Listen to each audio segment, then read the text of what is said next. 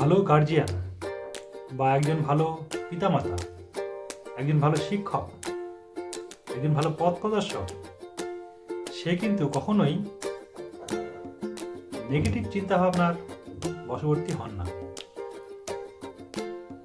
একজন পথ প্রদর্শক সবসময়ই তার অনুগামীদের পজিটিভ কথা বলে থাকে, আর এই পজিটিভ কথাই তাই কিন্তু মহান করে। ঠিক একই রকমভাবে যদি একজন পিতামাতা তার সন্তানের প্রতি অনবরত নেগেটিভ চিন্তাভাবনার কথা না বলে পজিটিভ চিন্তাভাবনা করেন বা পজিটিভ কথা বলেন, তাহলে কিন্তু সেই সন্তানের মধ্যেও পজিটিভ ধ্যান ধারণায় গড়ে উঠবে এবং যে কোনো বিষয়ে একটা লড়াকু মানসিকতা, লেগে থাকার মানসিকতা, না হারার মানসিকতা তৈরি হবে।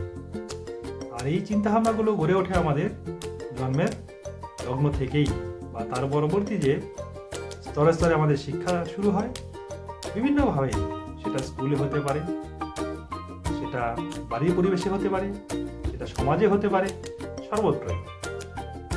আমাদেরকে পজিটিভ মানুষ হতে গেলে সর্বপ্রথম যেটা প্রয়োজন, আপনাকে অবশ্যই একজন পজিটিভ গার্জিয়ান হতে হবে। আপনি যদি একজন পজিটিভ গার্জিয়ান তৈরি হন, তাহলে কিন্তু আপনাকেও সেই সন্তান সুশিক্ষিত সভ্য সন্তান তখনই তৈরি হবে যদি তার গার্জিয়ান বা অভিভাবক তারা অবশ্যই পজিটিভ ধ্যান ধারণার মানুষ হয়ে থাকে। আমরা কথায় কথায় বলতে দেখি যে বাবা তুই এটা পারবি না, আমি করে দিই, মা তুই এটা পারবি না, আমি করে দিই। এইটা কিন্তু কখনোই উচিত না। কারণ একটি শিশু যখন ছোট থাকে, সে কিন্তু প্রতিটা কাজ করার জন্য মুখিয়ে থাকে এবং চেষ্টা করতে থাকে। আমরা ভাবি যে হয়তো সে ছোট আছে, কাজটি তার দ্বারা হবে না, সুতরাং আমি করে দিই। কিন্তু না, তাকে কাজটি করতে দেওয়া উচিত।